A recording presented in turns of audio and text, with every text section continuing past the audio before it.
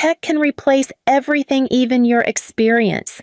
That is the sentence Ethan Mercer used as he slid the termination folder across the table, as if he were delivering a joke instead of ending 12 years of my life. His voice was steady, but his eyes couldn't hide the thrill of finally pushing me out of a job he never understood. I sat across from him, hands folded, watching the son of the chief executive officer pretend he had earned the authority he was using. Ethan tapped the folder with his manicured finger. Sign it. Ella, we are moving forward. Automated routing. Machine learning tide models. No more hand-holding the old system. You can go enjoy early retirement. I am 45, not 80. I said. My voice stayed calm, even as something hot crawled up my chest. And that old system you want to replace is the only thing keeping your vessels on schedule. Ethan leaned back, smiling like a man who believed the consultants he hired had rewritten the laws of the ocean. We have it under control now. My father agrees. You are no longer necessary. I opened the folder, glanced through the pages, then closed it without touching the pen. You really think pressing a button replaces knowing every tide window on the Savannah River, every portmaster who answers my calls because they know I do not waste time, every back-channel fix that keeps your cargo from rotting offshore? Ethan laughed lightly, the sound brittle. Ella, stop being dramatic. The algorithm can handle all that. I reached for my badge. The plastic was worn from years of swinging against my chest. I set it gently on the table. Then I pulled out the satellite phone, the one device no intern, no consultant, and certainly not Ethan had ever bothered to learn. His smile faltered. Tell your father I wish him luck, I said. As for the ships, I cannot promise anything. I stood, turned, and walked out before he could form another sentence. The hallway felt strangely quiet, as if the entire building were holding its breath. 2 days earlier, Ethan still believed he understood how this port worked. 2 days before Ethan pushed that folder at me, I was in the operations trailer at 6 in the morning, headset on, coffee going cold beside my elbow. The night dispatcher, Mark, handed me the handover sheet with a sigh. Berth congestion again. 2 captains want blood, he muttered. They can want whatever they like, I said, scrolling through the routing queue. The river gives us 1 low tide window today. They can fight physics if they feel brave. Mark chuckled, already packing his things. Only you can say that without anyone arguing. Because I am right. The first call came before he reached the door. Ella, this is Captain Reyes, a voice crackled through the line. Your system shows me docking at 1600 hours, but Customs is saying 2000 hours. Which is it, 1600 hours? I answered. Customs missed the priority flag again. Tell them to call me. He exhaled, relieved. Thank you. Thought the new system had me going in circles. The new system would have had you anchored until midnight, I said. You are welcome. When I hung up, Sasha from the weather desk poked her head in. Ella, the storm off Charleston is shifting west. You want to reroute the inbound Asia line? Yes, but only by 40 minutes. Any more and we lose the crane crew rotation. Sasha blinked. You memorized that rotation. 12 years gives you time. She grinned. You are terrifying. Behind the monitors, the legacy routing platform, our so-called backbone, blinked with its usual temperamental rhythm. Half of its functions only worked because of my patches, my handwritten notes, my midnight fixes. I was the one who kept the channel schedules aligned with portmaster confirmations, the one who shifted cargo around customs delays, the one who made sure a refrigerated container never sat long enough to spoil. I told no one, but every day felt like balancing a fleet on the edge of a knife. And still, I loved it. What happens when the only person who understands the system is suddenly treated as obsolete? Ethan returned from San Francisco on a Monday morning, flanked by 2 consultants wearing matching competence and identical tablets. He walked into the operations trailer like he owned the river. Ella, he said, as if we were old friends. Ready to see the future? I am trying to keep the present from catching fire. I replied. He laughed, the hollow kind. Which is exactly why we are upgrading. The new AI routing dashboard handles tide patterns automatically. No more manual overrides, no more gut feelings. I folded my arms. Tide patterns are not predictable by code alone. The channel shifts. Silting changes weekly. One of the consultants smirked. The model accounts for variability. It does not account for the portmaster telling me at 4 a.m. that his pilot is sick and his backup is stuck in Brunswick. I said. Ethan waved his hand. That is the old way of thinking. We move forward. That afternoon, he ordered the team into the conference room. The board dialed in.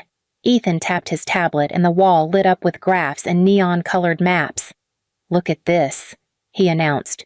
Fully automated, predictive, scalable. We do not need a dozen people manually juggling schedules. I felt the room shift toward him, hungry for a miracle. This model, Ethan continued, already reduced congestion in our simulations. I stood.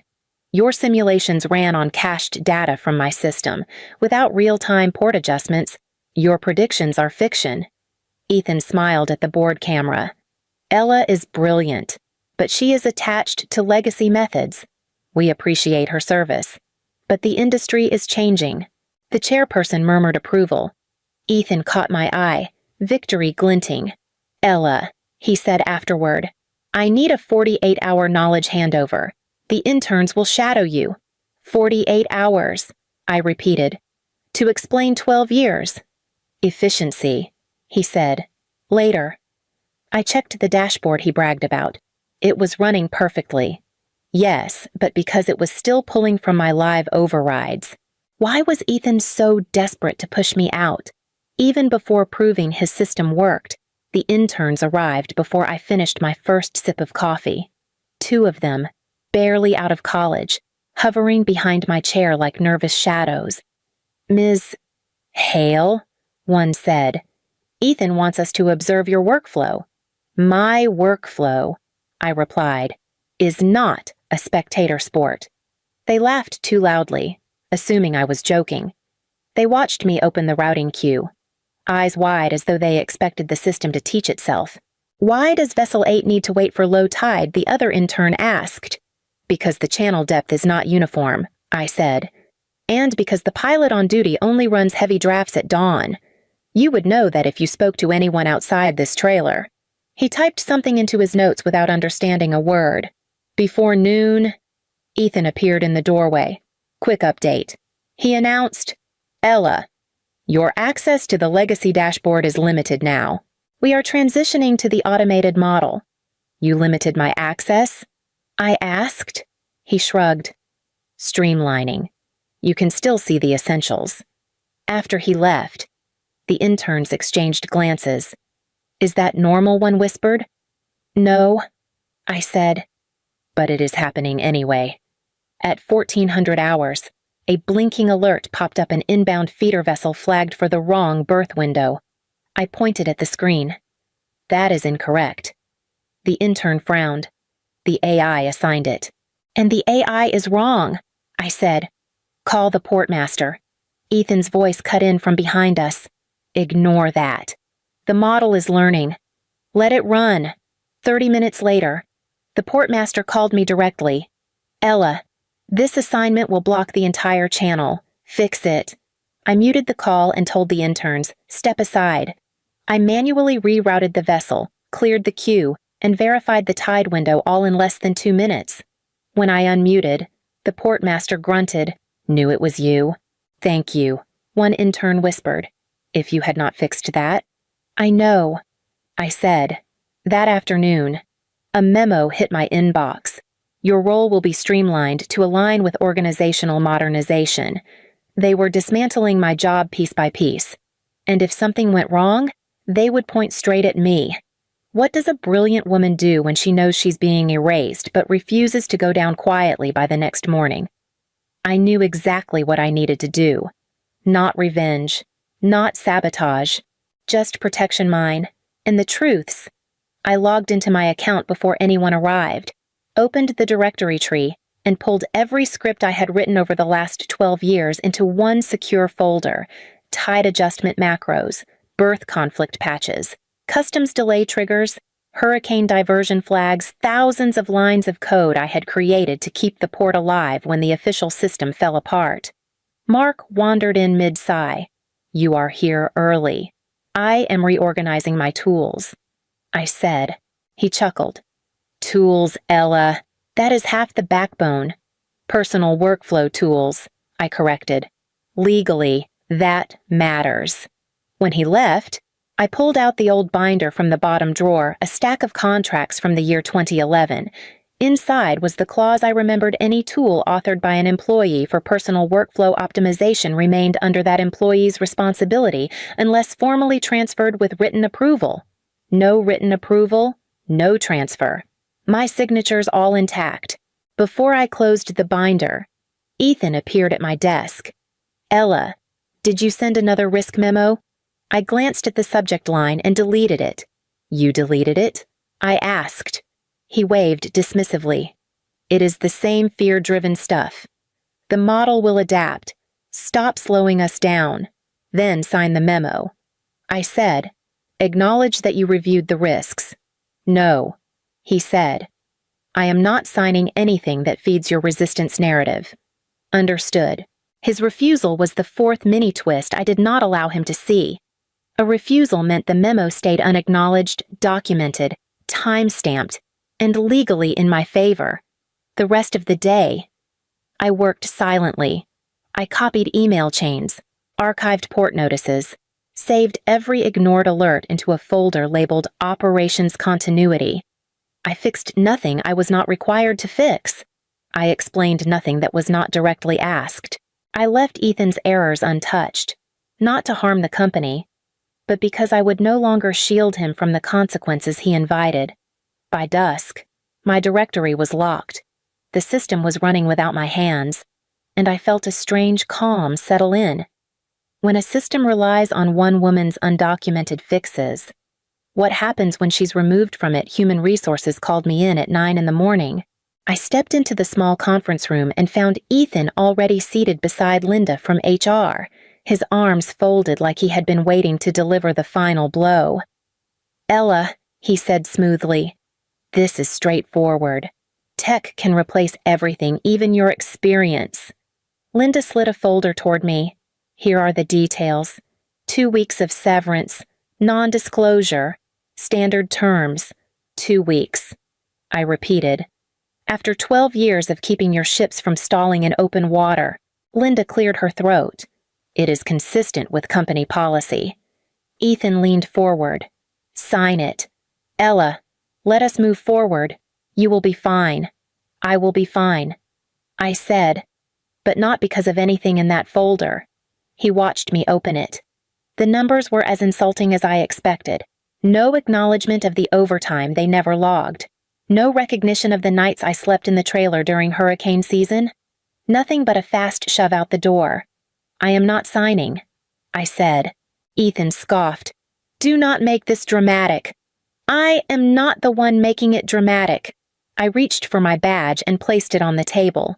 Then I set down the satellite phone, the old gray device with worn buttons and a cracked antenna. Ethan frowned at it. "What is that for?" he asked. "It is the only backup communication line your captains trust when your main system fails." I said, "You never learned how to use it." He opened his mouth to argue, but I was already standing. As I walked toward the door, the large monitor behind Ethan flickered. A tiny line of text flashed red at the bottom: port sync delay. Ethan twisted in his chair.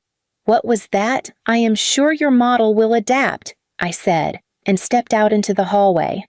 I did not look back. What collapses first when the linchpin is removed the system, or the people who depended on it? I spent the evening at a dim bar a block from the river, the kind where the bartender knows not to ask questions. My phone sat upright against a salt shaker, the vessel tracking app glowing faintly. The sun had barely set when the first alert pinged. Mark called immediately. "Ella, the feeder vessel from Nassau is stuck outside the channel." Customs says they never received its pre-arrival notice. They did, I said. It was in yesterday's queue. The new system cleared it without transmitting. Mark swore under his breath. Ethan says it is a glitch. It is not a glitch, I replied. It is the model ignoring real-world procedures. Before he could answer, another alert flashed. I stared at the screen. Refrigerated inbound from Veracruz just lost its tide slot. I said, that cargo cannot wait 8 hours. Sasha from the weather desk chimed in next. Ella, the storm front shifted again. The Asia line is sailing straight into it because no one adjusted the timing. I told Ethan. He said the algorithm would correct. It will not. I zoomed out on the tracking map. Red markers dotted the coast. Movement stalled. Lines jammed. It felt like watching the river choke in slow motion. Then the big one hit. Mark's voice cracked when he called back. 2 mega containers were assigned to the same berth window. Same dock. Same hour. Charleston caught the mistake first. Jacksonville is losing its mind. Ella. This is bad. In the background, I heard shouting consultants scrambling, keyboards clattering, someone insisting it must be a cyber attack. I took a slow breath. They are going to blame everyone except the person responsible. The television above the bar switched to breaking news. Historic disruption in southeastern maritime logistics, the reporter said. Multiple ports experiencing simultaneous failures. The bartender glanced at me. You worked for them. Right, I did, I said. My phone vibrated nonstop calls, messages, desperate notifications stacking over each other as the grid spiraled into paralysis. How long can a collapsing shipping grid hide the truth about who really kept it alive? I was halfway through a plate of fries when Mark called again, his voice shaky. Ella, the chief executive officer, just walked into the operations center. He flew back early from Europe. He is furious. I expected as much. I said. He demanded the system logs. The tech team pulled everything. The moment your account was terminated, your workflow tools vanished.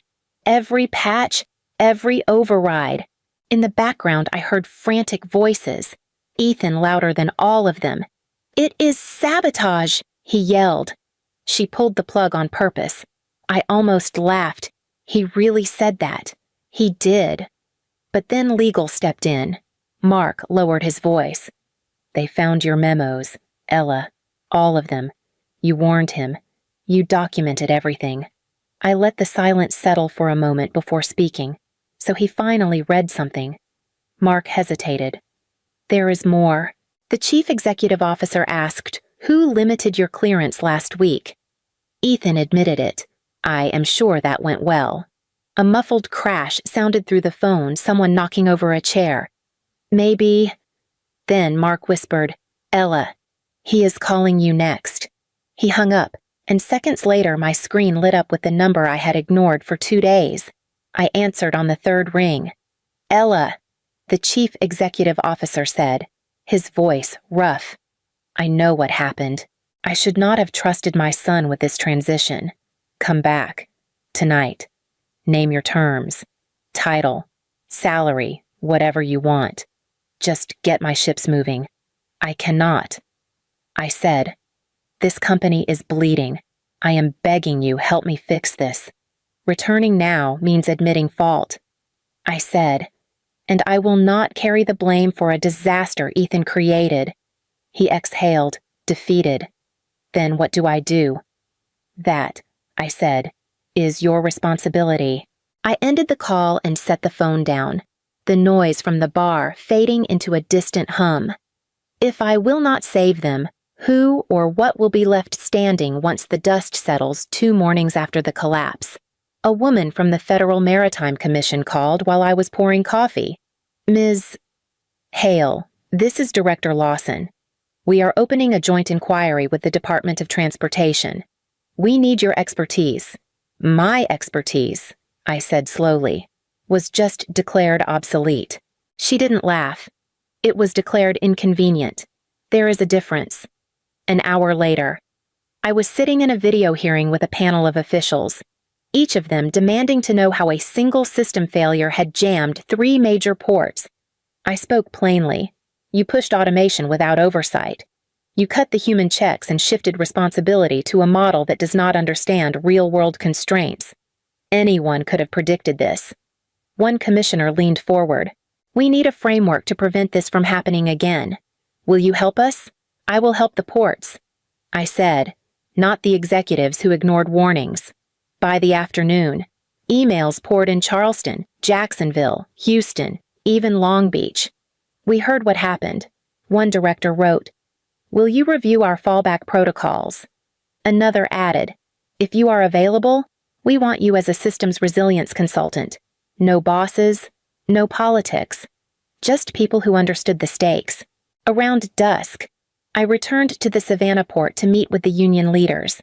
They greeted me outside the trailer. Ella, their representative, Ray Ortiz, said, "We know you kept this place afloat for years. We want your help creating a standard for manual override resilience. No more blind faith in shiny dashboards. I am not doing this to hurt the company," I said. Ray shook his head. "We know. You are doing it to protect the workers and the ships." I took a slow breath and nodded. "Then I am in..." Behind us, tug horns echoed along the river. What final reckoning awaits Ethan now that the truth is public? The findings came out on a gray Thursday morning. I heard it first from Ray, who stormed into the union office holding a printed copy like it was a verdict from the heavens. "Congress finished the review," he said. "They named names. Ella." I set my pen down. "Let me guess." He read aloud, voice steady. "Ethan Mercer knowingly ignored operational warnings, concealed system vulnerabilities, and endangered maritime safety across 3 states." A second line followed. "The chief executive officer failed to exercise oversight and permitted critical compliance violations." A quiet beat held the room before Ray added, "The board voted him out an hour ago. Ethan is barred from any maritime role for the next 10 years. I closed my eyes and breathed. Not victory, not satisfaction, just release.